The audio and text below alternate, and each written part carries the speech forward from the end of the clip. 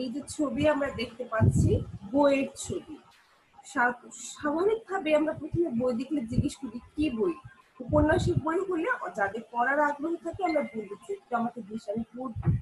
কারণ উপন্যাসে সবারই কম বেশি আগ্রহ আছে। আমরা আজকে সেই উপন্যাস নিয়ে কথা বলবো যে উপন্যাস কি।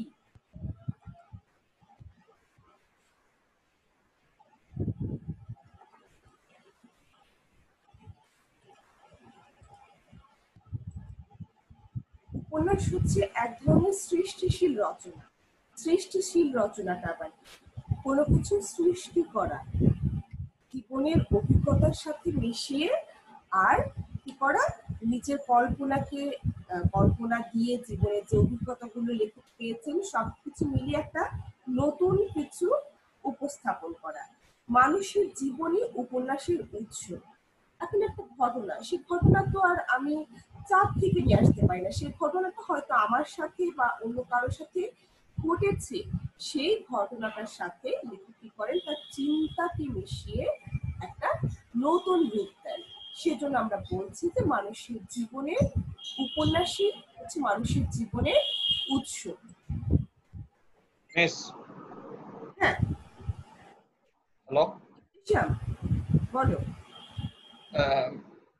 ম্যাডাম ধরেন আমাদের 1 মার্কসের জন্য আসলো যে উপন্যাস কাকে বলে, তো আমরা সংজ্ঞা কি মিস এই যে উপন্যাসের বইটা থেকে দিব নাকি হায়াত মাহমুদের ওই প্রবন্ধটা থেকে দিব? তুমি যে কোনো জায়গা থেকে দিতে পারো, কোনো সমস্যা নেই। যদি কম জ্ঞানমূলক প্রশ্নের উত্তর আসে কোনো সমস্যা নেই, তুমি যে কোনো জায়গা থেকে দিবে, তবে উত্তরটা যেন যথাযথ হয়। আচ্ছা, দেখো, উপন্যাসে একটি প্রধান বা মূল গল্প থাকবে, আর গল্পটিকে সমর্থন করে কিছু ছোট ছোট গল্প থাকবে। আমরা যখন সাহিত্য রূপরীতি পড়েছি দেখেছি যে সাহিত্যের মধ্যে কি কি আছে, কবিতা আছে, নাটক আছে, প্রবন্ধ আছে, উপন্যাস আছে, আবার ছোট গল্প আছে। গল্প এবং ছোট গল্প এবং উপন্যাসের মধ্যে পার্থক্যটা হচ্ছে এখানে ছোট গল্পে একটা মাত্র গল্প থাকবে, অর্থাৎ জীবনের একটা ছোট অংশকে লেখক সামনে নিয়ে আসবে, একটা বিশেষ ঘটনা। কিন্তু উপন্যাসে শুধু একটা বিশেষ ঘটনা না, বরং একটা মূল ঘটনা এবং তার প্রাসঙ্গিক আরো ছোট ছোট অনেক ঘটনা থাকে। এটাই হচ্ছে উপন্যাসের এবং ছোট গল্পের মূল পার্থক্যটা। দেখো, প্রধান বা মূল গল্প থাকবে আর গল্পটিকে সমর্থন করে কিছু ছোট ছোট গল্প থাকবে, যা সুবিন্যস্ত ভাবে একটি কাহিনীকে উপন্যাসে তুলে ধরবে।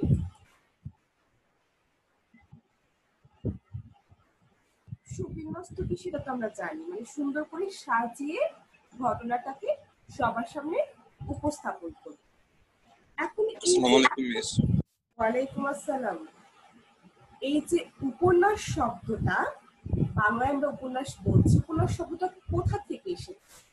আমরা যদি উপন্যাসের উৎপত্তির কথা বলি, তবে উপন্যাসের উৎপত্তি হয়েছে সংস্কৃত ভাষা থেকে। উপন্যাস শব্দটার উৎপত্তি সংস্কৃত ভাষা থেকে। আর যদি ব্যুৎপত্তি বলি, খেয়াল করো দুটো শব্দ, একটা হচ্ছে উৎপত্তি মানে কোথা থেকে এসেছে, কোন ভাষা থেকে এসেছে উপন্যাস শব্দটা, সেটা হলো সংস্কৃত ভাষা।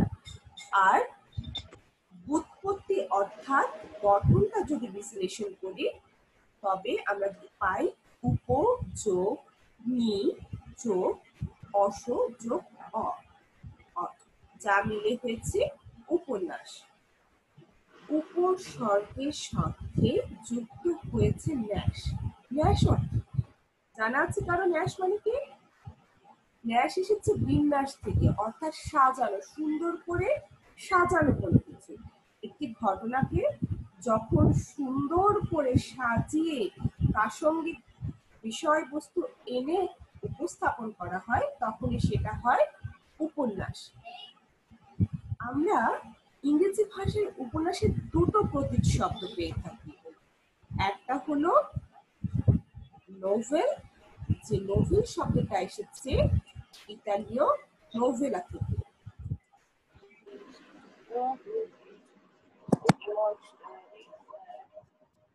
পিস তার আজকে মানে কি কি? সেটা দাও। কেন আমার সাথে তুমি এক পিস খাইছো 2 পিস তাও কেন না নোভেলা শব্দ থেকে, যার অর্থ হলো fictitious prose narrative or tale presenting picture of real life of the men and women portrayed.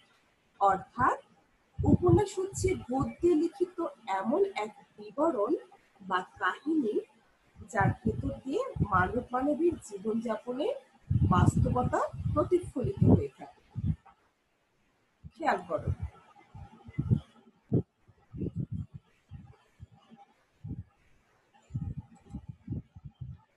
যে আমরা বলছি যে একটা কাহিনী বা বিবরণ, কাহিনীর আরেকটা সমার্থক শব্দ আমরা বাংলায় কি বলি, গল্প। অর্থাৎ নভেলা হচ্ছে এমন কিছু গল্প যেখানে মানুষের জীবন যাপনের তথ্যগুলো উঠে আসবে, বাস্তবতা গুলো উঠে আসবে, আর তার সাথে এক লেখকের সুন্দরভাবে বিবরণ থাকবে। অর্থাৎ নভেলা কিন্তু গল্পেরই একটা রূপ। আবার ইংরেজি আরেকটা শব্দ ফিকশন। ফিকশন এসেছে ফ্যাক্ট থেকে। ফ্যাক্ট অর্থ হচ্ছে ঘটনা। ঘটনা কি? ঘটনাও কাহিনী, ঘটনাও গল্প। অর্থাৎ ফিকশনই বলো আর নোভেলই বলো, দুটোই কিন্তু আমাদেরকে ওই গল্পের দিকে ইঙ্গিত করছে, মানুষের জীবনের গল্প। একটু খেয়াল করো, উপন্যাসকে আমরা আবার একটু গভীরভাবে মনোযোগ দিয়ে বোঝার চেষ্টা করি।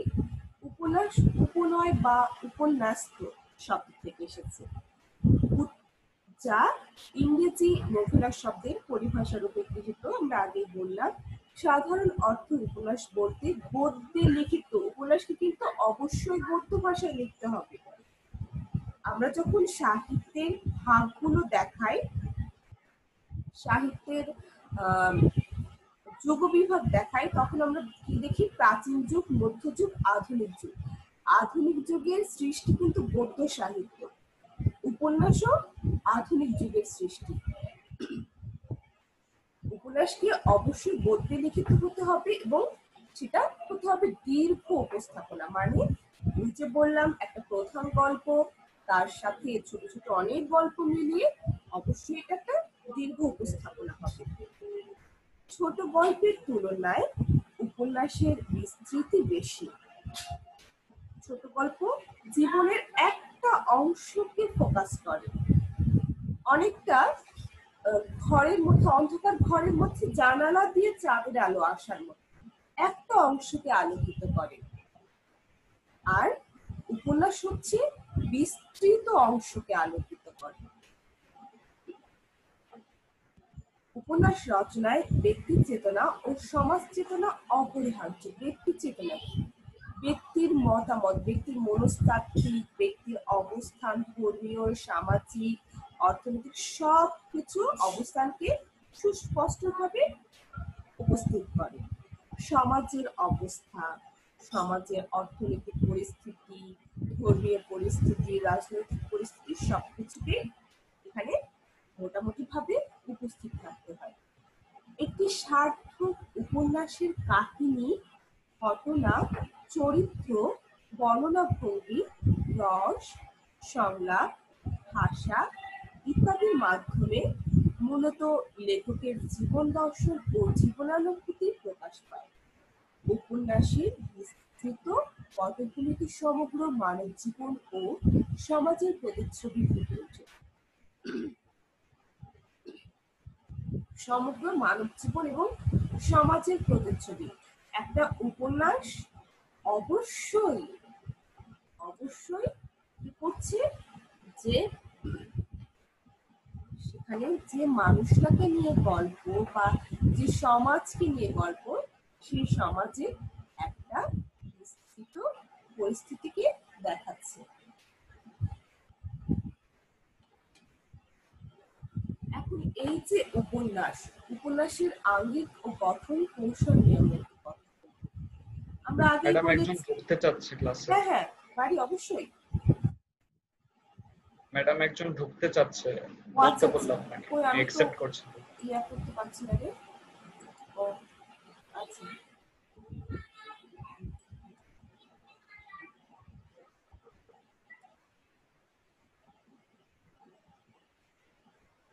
আগে বলেছি যে উপন্যাস নতুন আঙ্গিক সাহিত্যে আধুনিক যুগের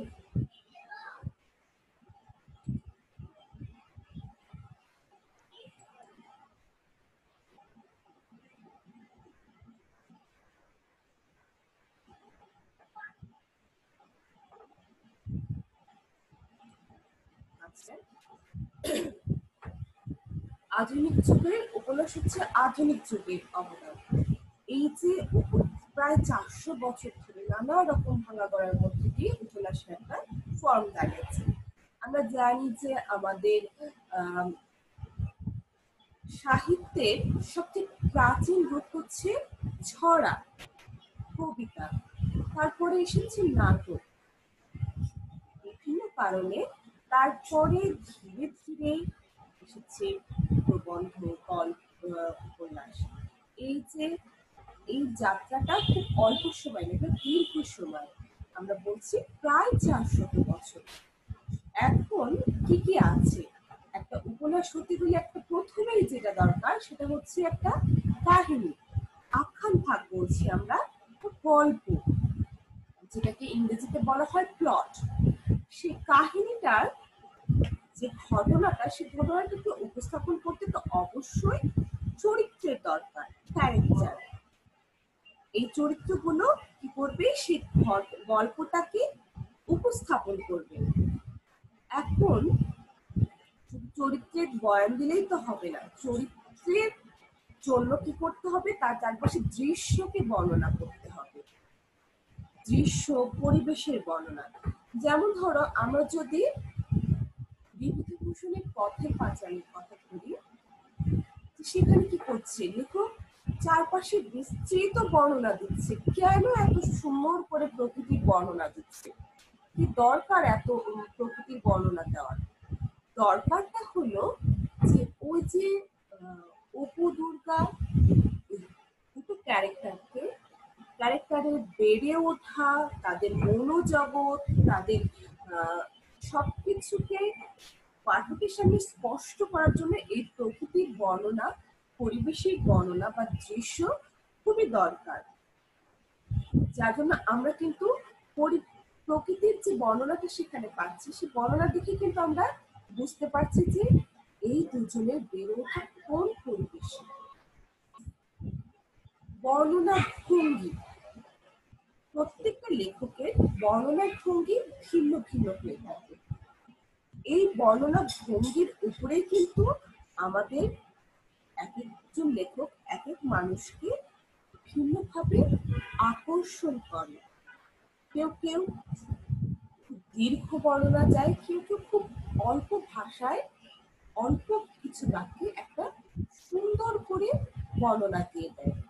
সেটা লেখকের বৈশিষ্ট্য। ভাষা, ডিকশন, ভাষাটা কেমন হবে? তোমরা যারা গল্প পড়ো, যাদের গল্পের বইয়ের আগ্রহ অনেক, এদের মধ্যে অনেকের পছন্দের তালিকা আছে হুমায়ুন আহমেদ। কেন হুমায়ুন আহমেদ পছন্দের তালিকা?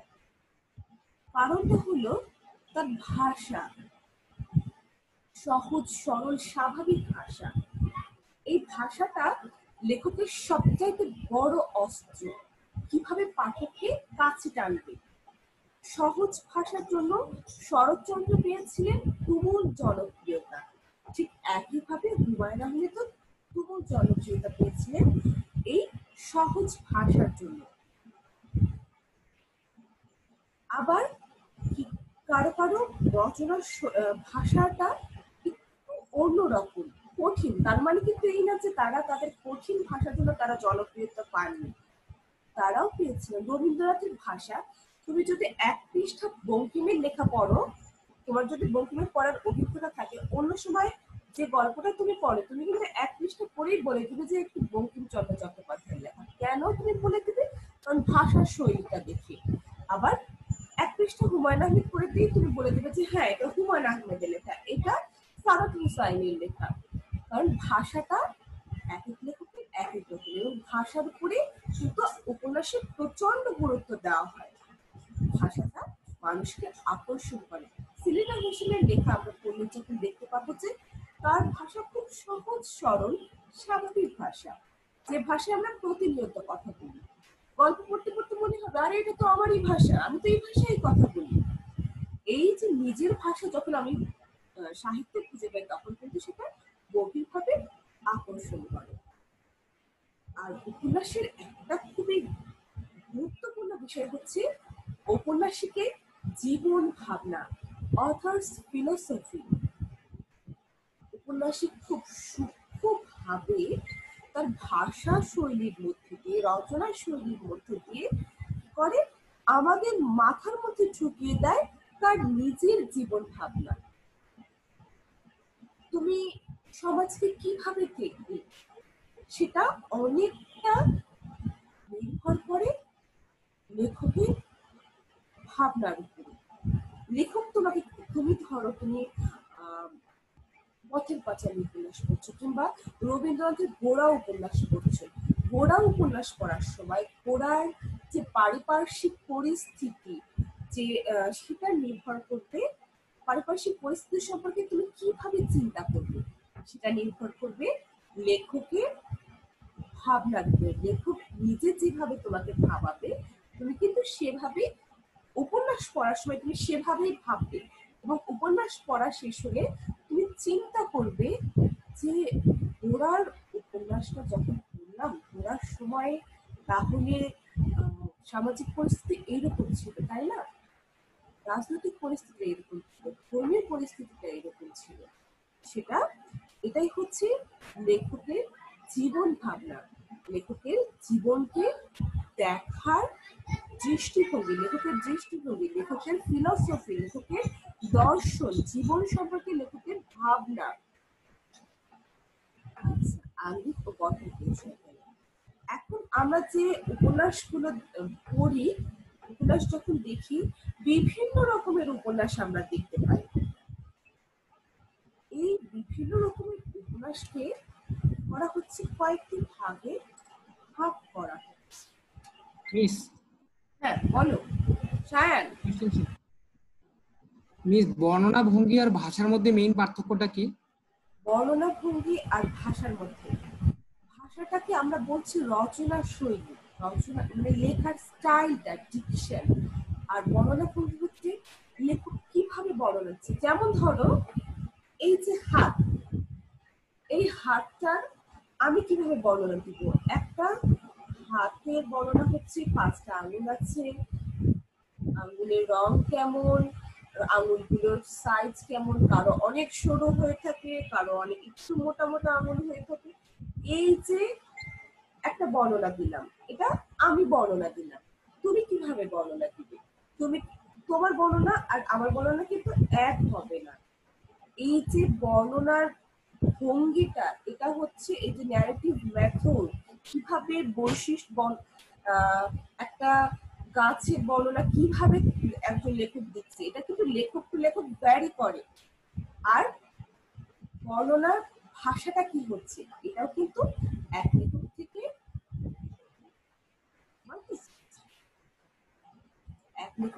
আর এক লেখকে আলাদা আলাদা হচ্ছে। এইটা হচ্ছে ভাষা এবং বর্ণনা ভঙ্গির মধ্যে পার্থক্য। আমি কি বোঝাতে পেরেছি সায়ান? জি মিস, বুঝেছি। বিষয়বস্তু ও শিল্প চেতনা অনুযায়ী বাংলা উপন্যাসকে কয়েকটি ভাগে ভাগ করা হয়েছে। মানে আমরা মোটামুটি উপন্যাসকে কয়েকটি শ্রেণীতে ভাগ করেছি, কিন্তু আমরা কিন্তু নির্দিষ্ট করে বলছি না যে 5টি শ্রেণীতে কি 10টি শ্রেণীতে ভাগ করা হয়েছে, কারণ এইখানে বিভিন্ন রকমের মতবাদ আছে, বিভিন্ন মনীষী বিভিন্ন ভাবে বলেছে। কিন্তু আমরা প্রথম যে কয়েকটি ভাগ সেটা নিয়ে একটু কথা বলি। ঐতিহাসিক উপন্যাস। ঐতিহাসিক শব্দটা শুনে বুঝতে পারছো যে ইতিহাসকে কেন্দ্র করে এই উপন্যাসগুলো লেখা। এর মধ্যে আমরা দেখতে পাই বঙ্কিমচন্দ্র চট্টোপাধ্যায় রাজসিংহ, রবীন্দ্রনাথের রাজর্ষি ও বউ ঠাকুরের ইতিহাস, এরকম আরো অনেক আছে। ইতিহাসকে কেন্দ্র করে লেখা। সামাজিক উপন্যাস। সামাজিক উপন্যাসে মূলত সমাজকে গুরুত্ব দেওয়া হয়। লেখকের যে একটা নির্দিষ্ট সময়কে ধারণ করার চেষ্টা করেছে, সেই সময়ে একটা চিত্র তিনি তুলে ধরেন, যেমন শরৎচন্দ্রের গৃহদাহ, পল্লী সমাজ, রমেশচন্দ্রের সংসার সমাজ, সৈয়দ অলিউল্লাহ লাল সালু, শওকত ওসমানের জননী, এই উপন্যাসগুলো। আঞ্চলিক উপন্যাস অঞ্চলকে কেন্দ্র করে একটা নির্দিষ্ট অঞ্চলের মানুষের জীবনযাত্রা, তারা কিভাবে বেঁচে আছে, তাদের ভাষা, তাদের সামাজিক প্রথাগুলো, ট্যাবু গুলোকে তুলে নিয়ে আসে লেখক এই আঞ্চলিক উপন্যাসে। এর মধ্যে তারাশঙ্কর বন্দ্যোপাধ্যায়ের হাঁসুলি বাকের কথাটা বলতে পারি, যে এখানে একটা কাহার পল্লী, একটা কাহারপল্লীর ঘটনাকে তুলে এনেছে, তাদের জীবনের বিভিন্ন প্রতিকূলতার সাথে যুদ্ধ করে বেঁচে থাকার যে সংগ্রামের যে বৈশিষ্ট্যগুলো তিনি তুলে ধরেছেন, তাদের ভাষাকে তুলে ধরেছেন, তাদের জীবনের প্রতিদিনের সুখ দুঃখ হাসি কান্নাকে তুলে ধরেছেন এই হাঁসুলি বাকের উপকথা উপন্যাসে। আবার মানিক বন্দ্যোপাধ্যায়ের পদ্মা নদীর মাঝি আঞ্চলিক উপন্যাসের একটা চমৎকার বৈশিষ্ট্য, চমৎকার উদাহরণ, যেখানে আমরা দেখি যে পদ্মার পাড়ে জেলে পাড়ার মানুষের জীবনের বৈশিষ্ট্যকে তিনি তুলে ধরেছেন। জেলেরা কিভাবে প্রতিনিয়ত প্রকৃতির সাথে যুদ্ধ করছে, সমাজের সাথে যুদ্ধ করছে, দুঃখের সাথে, কষ্টের সাথে, ব্যাধি জড়ার সাথে যুদ্ধ করে তারা টিকে আছে। তেমনি আরেকটি খুবই চমৎকার উপন্যাস অদ্বৈতমল্ল বর্মণের তিতাসাথী নদীর নামে। এই উপন্যাসগুলো হচ্ছে এক একটা নির্দিষ্ট অঞ্চলকে উপস্থাপন করা, অঞ্চলের মানুষের জীবনযাত্রা, ভাষাটাকে গুরুত্ব দিয়ে উপস্থাপন করে। আত্মজীবনীমূলক উপন্যাস, আত্মজীবনী, নিজের জীবন কাহিনী, জীবনের ঘটনাকে উপন্যাসে তুলে ধরা। শরৎচন্দ্র চট্টোপাধ্যায় শ্রীকান্ত খুবই উল্লেখযোগ্য একটি উদাহরণ, খুবই চমৎকার। এখানে শরৎচন্দ্র চট্টোপাধ্যায় তার নিজের জীবনে ঘটে যাওয়া ঘটনাগুলোকে তুলে এনেছেন শ্রীকান্ত উপন্যাসে। কাব্যধর্মী উপন্যাস, কাব্য মানে কবিতাকে অবলম্বন করে, কবিতাকে মূল চরিত্র হিসাবে, মূল চরিত্র হিসাবে উপস্থাপন করে লেখা যে উপন্যাসগুলো। রবীন্দ্রনাথের শেষের কবিতা চমৎকার একটি উপন্যাস, সুযোগ পেলে তোমরা পড়ে দেখো।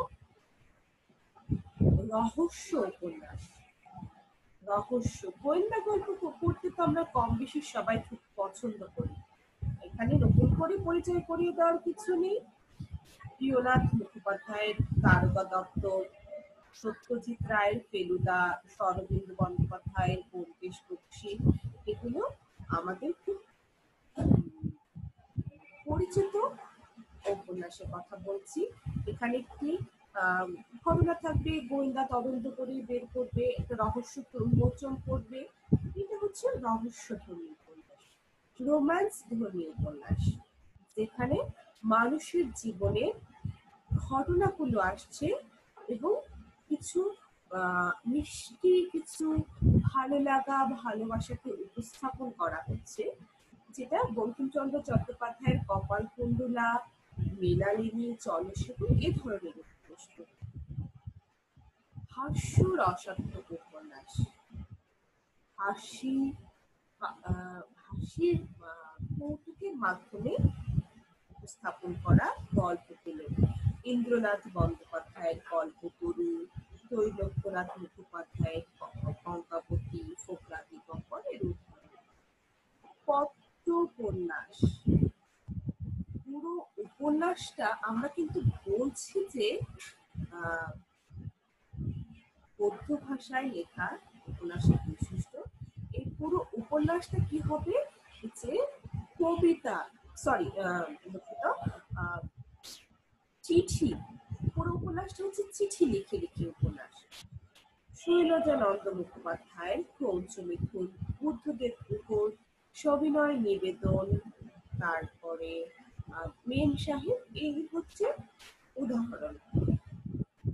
পুরাণ কাহিনীমূলক উপন্যাস, দীনেশে শ্যামল ও কজ্জল, জড়ভরত ও বেহুলা বিশেষভাবে উল্লেখযোগ্য। পুরাণ মানে পৌরাণিক কাহিনীগুলো নিয়ে যে উপন্যাসগুলো লিখিত হয়েছে।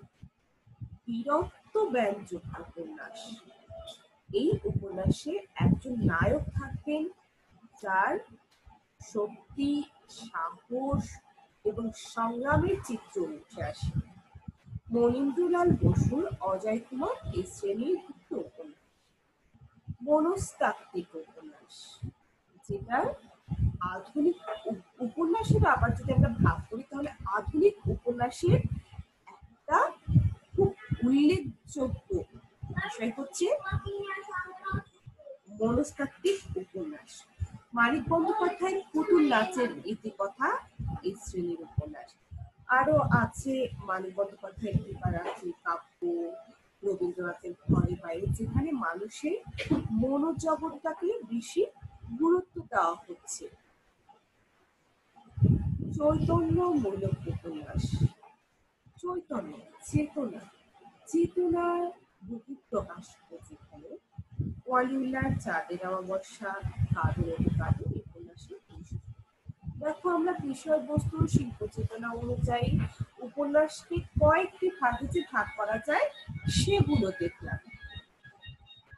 এই যে উপন্যাসের শ্রেণী বিভাগ, উপন্যাস নিয়ে আমরা এত কথা বললাম। উপন্যাস কি, উপন্যাস শব্দটি কোথা থেকে এসেছে, উপন্যাসের সৃষ্টি, তারপর উপন্যাসের আঙ্গিক ও গঠন শৈলী, শ্রেণী বিভাগ।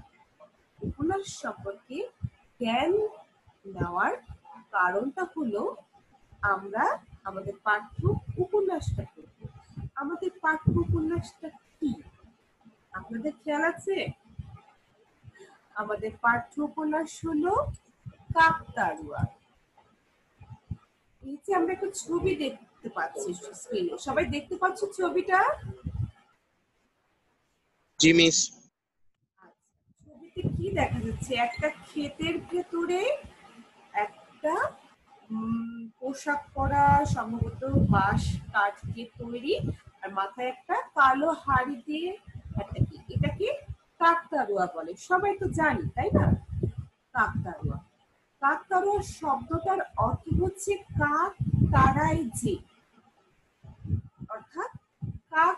এখানে খেতে কাকতাড়ুয়া লাগানো শুধুমাত্র কাকের জন্য না, কাক জাতীয় পাখিদের জন্য, যেগুলো কাককে তাড়িয়ে দিচ্ছে। যারা ফসলের অনিষ্ট করে সেগুলোকে তাড়ানোর জন্য কাকতাড়ুয়াটা খেতে লাগানো হয়।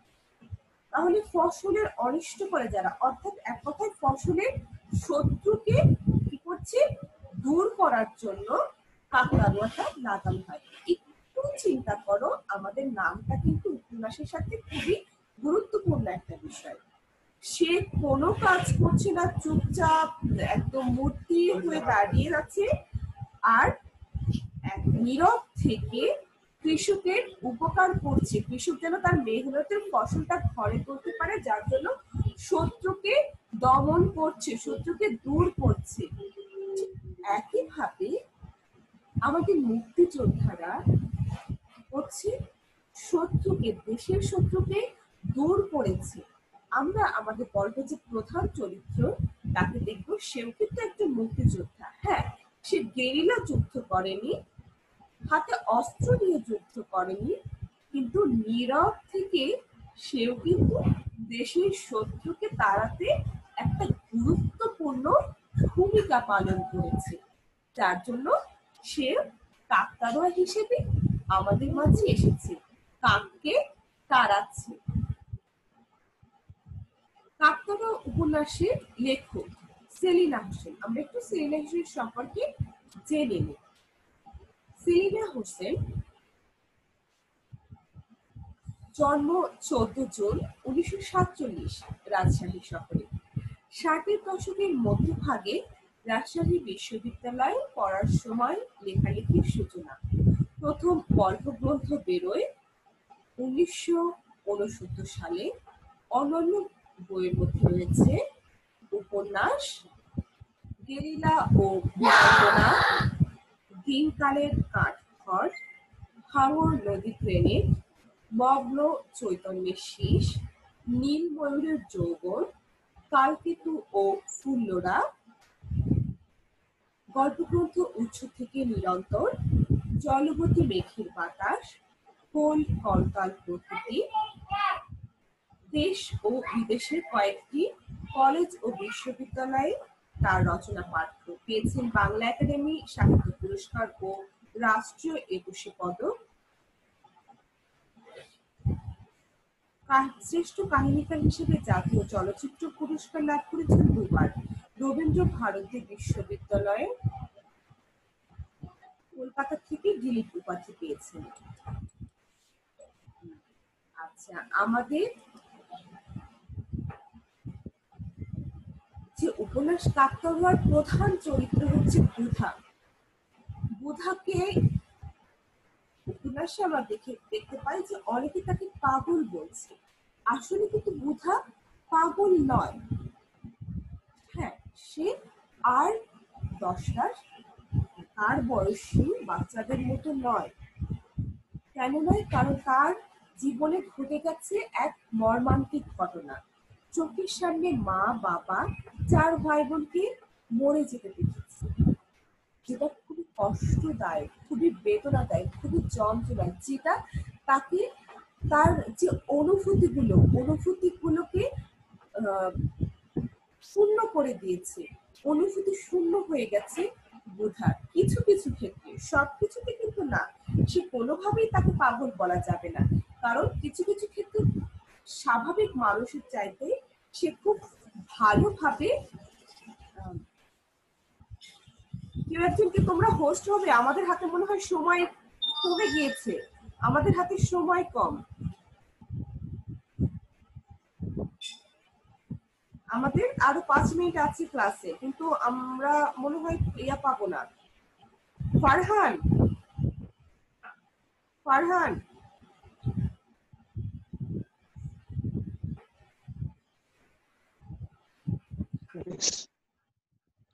হ্যালো ফারহান, জি বেশ শুনতে পারছি মিস। হোস্ট হতে পারবে? আমাদের আরো 5 মিনিট। জি বেশ হতে পারবো। আচ্ছা, আমি করছি তাহলে।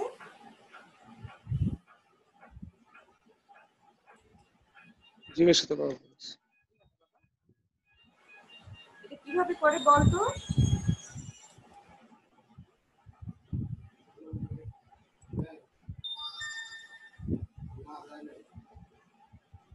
মিস আপনি কি ল্যাপটপ ইউজ করছেন? ল্যাপটপ বা পিসি? হ্যাঁ হ্যাঁ হ্যাঁ। মিস তাহলে মিস একদম নিচে বাম দিকে দেখেন একটা অপশন আছে সিকিউরিটি। মানে পার্টিসিপেন্টস এ যান, পার্টিসিপেন্টস একদম নিচে। হ্যাঁ হ্যাঁ, পার্টিসিপেন্টে এখানে গিয়ে এখানে যে দেখেন মিস ফারহানের নামের পাশে মোর লেখা আসবে, ফারহানের নামের পাশে।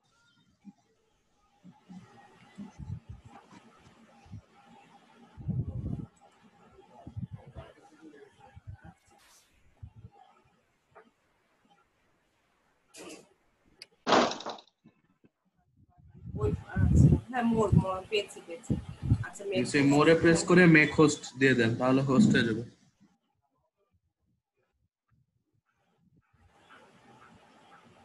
হ্যাঁ, ফারহান কি করে দাও।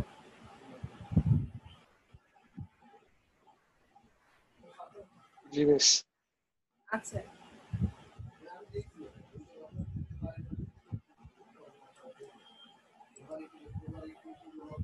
আচ্ছা, আমরা যে বুধার চরিত্র নিয়ে কথা বলছিলাম, যে বুধা কি করছে দেখো।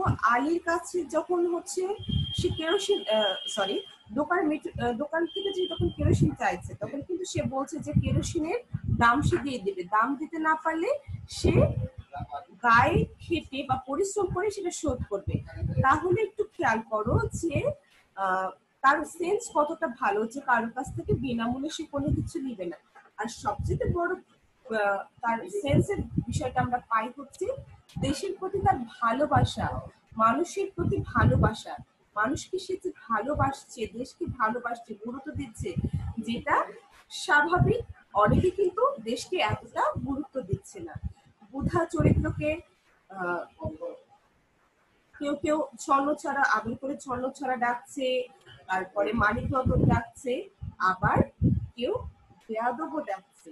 কিন্তু বুধা নিজেকে কি ভাবছে বলো তো?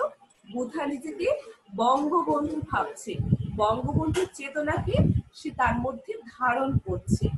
এই যে ৭ই মার্চের ভাষণটা তার মধ্যে যে একটা আলো, সারা বাংলাদেশের মানুষের মধ্যে আলোড়ন সৃষ্টি করেছিল, সেই আলোড়নটা তার মধ্যেও ছিল, যার ফলশ্রুতিতে সে কি করছে, সে দেশের জন্য কাজ করতে চাচ্ছে। তাহলে কিন্তু সে কোনোভাবে সে পাগল নয়। মূল চরিত্র হিসেবে আমরা উপন্যাসে পাচ্ছি বুধাকে, পার্শ্ব চরিত্র হিসেবে আসছে নলকুয়া,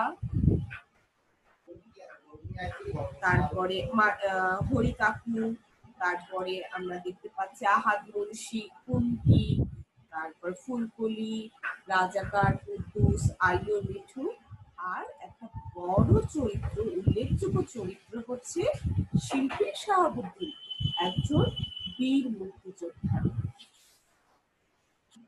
এই যে চরিত্রগুলো আমাদের উপন্যাসের মূল ঘটনাটাকে এগিয়ে নিয়ে যাচ্ছে।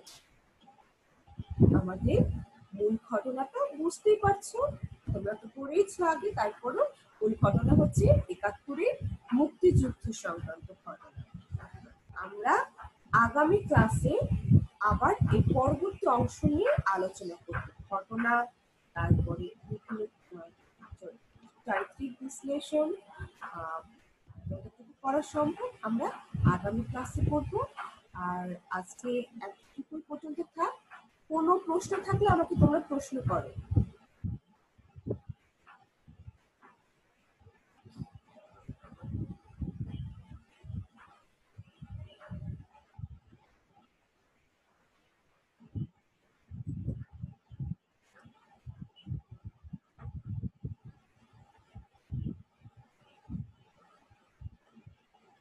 আরো কোনো প্রশ্ন আছে?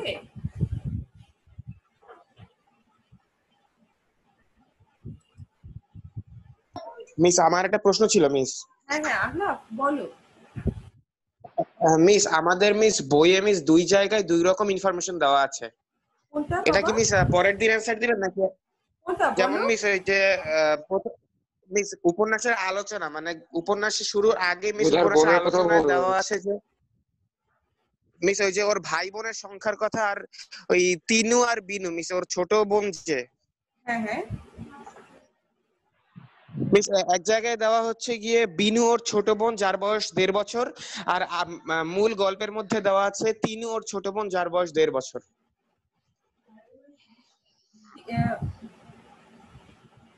ছোট তিনু ১.৫ বছর বয়স, হ্যাঁ তিনুর বয়স ১.৫ বছর। আর মূল গল্পে আছে কিন্তু বিনু বিনু হচ্ছে ওর পিঠাপিঠি যে বিনু, আর ছোট জন হচ্ছে তিনু। আহলাফ, জি মিস। আর মিস উপন্যাসের আলোচনায় মিস আরেক কথা লেখা। আচ্ছা আমরা এটা পড়বো হচ্ছে তিনুর বয়স ১.৫ বছর, তিনু হচ্ছে ছোট, আর বিনু হচ্ছে ওর পিঠাপিঠি বোন। ঠিক আছে, মানে মিস মূল গল্পে যেটা দেওয়া আছে ওটাই পড়বো? হ্যাঁ হ্যাঁ, মূল গল্পটা পড়বো। জি মিস, ধন্যবাদ। আচ্ছা, আর কোনো প্রশ্ন আছে? মিস উপন্যাসের ক্ষেত্রে কি আমাদের কোনো সৃজনশীলতার মানে কোনো সৃজনশীল বিকাশের প্রয়োজন আছে? মানে পদবাচ্যগুলোকে কি মিস সৃজনশীল হতে হবে নাকি মিস সেটাকে সাধারণ যে গদ্যে লেখা হয় সেভাবেই? বুঝিনি, আবার একটু বলো। মিস উপন্যাসেতে তো অনেকগুলো মিস একটা প্রধান কাহিনীর সাথে অনেকগুলো কাহিনীর সংশ্লেষণ মানে মিস মিক্সড হ্যাঁ থাকে। তো মিস সেখানে কি মিস সৃজনশীলতার দরকার আছে নাকি সেখানে মিস ল্যাঙ্গুয়েজটা ক্যাজুয়াল হলে হবে? হ্যাঁ, ক্যাজুয়াল হলেও হবে, তুমি যদি তোমার মূল কথাগুলোকে সঠিকভাবে প্রকাশ করো, সেক্ষেত্রে আমার মনে হয় স্বাভাবিক ভাষাটাই যথেষ্ট। কিন্তু তোমরা কিন্তু আবার তোমাদের এই যে একদম ওভার ক্যাজুয়াল ভাষা ব্যবহার করো না, যেটা তোমরা নিজেদের মধ্যে যেভাবে কথা বলো। আমি কিন্তু ফার্স্ট সিটি খানা দেখে অনেক পেয়েছি, উচ্চারণ তোমরা যেভাবে করো সেভাবেই লিখে রাখছো, এগুলো কিন্তু করবে না। একদম তার ভাষাটা হবে হচ্ছে ক্যাজুয়াল ভাষা, কিন্তু আঞ্চলিকতা যেন না থাকে, এই দিকে একটু খেয়াল। আর কার কোনো প্রশ্ন আছে? ফারহান? Yes, miss miss. আমার আরেকটা প্রশ্ন আছে মিস। হ্যাঁ বলো। হ্যাঁ মিস, আমাদের মিস মিস উপন্যাস লেখার ক্ষেত্রে মিস সর্বনিম্ন কোনো যোগ্যতা বা মানে যেটা লাগবে, যেটা ছাড়া উপন্যাস হবে না, এরকম কিছু কি আছে? সর্বনিম্ন যোগ্যতা বলতে উপন্যাসের ওই যে আমরা বৈশিষ্ট্য বলে দিলাম, যে আঙ্গিক যেটা, যে কি কি থাকবে, একটা ঘটনা থাকবে, সেই ঘটনার আনুষঙ্গিক আরো একটা ঘটনা থাকবে, ভাষাটা হতে হবে বর্ণনাত্মক, গদ্য ভাষায় তো অবশ্যই, আর চরিত্র থাকবে, চরিত্রের অনুযায়ী সেই পরিবেশটা থাকবে। এখন ধরো যে তুমি চরিত্রটা নিয়ে আসলে সিরাজউদ্দৌলা, কিন্তু তুমি পরিবেশের বর্ণনাটা দিলে হচ্ছে 2020 সাল, তুমি চরিত্রটা কিন্তু নবাব সিরাজউদ্দৌলাই করছো, কিন্তু তুমি বর্ণনা দিচ্ছ 2020 সালে, সেক্ষেত্রে কিন্তু বাবা আসলে এটা ঠিক হবে না। তোমাকে চরিত্র অনুযায়ী তোমার আনুষঙ্গিক বর্ণনা দিতে হবে, পরিবেশ উপস্থাপন করতে হবে, দৃশ্য উপস্থাপন করতে হবে। আমরা বুঝাতে পেরেছি? জি মিস, ধন্যবাদ মিস। আর কার কোনো প্রশ্ন?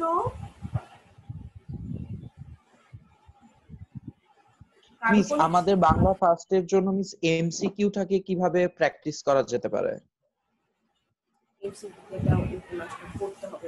মিস এগুলা মিস নেক্সট ক্লাসে করলে ভালো হয় না মিস? সময় তো মিস শেষ মিস। হ্যাঁ আমি শেষ করে ফেলবো। ও আমাদের হচ্ছে আপনাকে হোস্ট বানাচ্ছি মিস।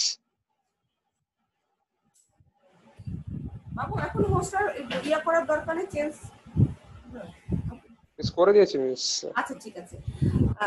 এখন হচ্ছে এমসিকিউটা আমি সবসময় বলি যে যখনই পড়তে বসবে হাতে একটা পেন্সিল থাকবে, যেটা মনে হবে যে এমসিকিউ হতে পারে আন্ডারলাইন, যার জন্য পরবর্তীতে পুরোটা অত গভীরভাবে না পড়লেও আন্ডারলাইন করা বললে চোখ ঘুরিয়ে যেতে পারে। আচ্ছা কারো কোনো প্রশ্ন না থাকলে আমরা শেষ করে দিই, পরবর্তী ক্লাসের জন্য তো প্রস্তুতি নিতে হবে তাই না? তোমাদের তো মনে হয় পরে ফিজিক্স ক্লাস।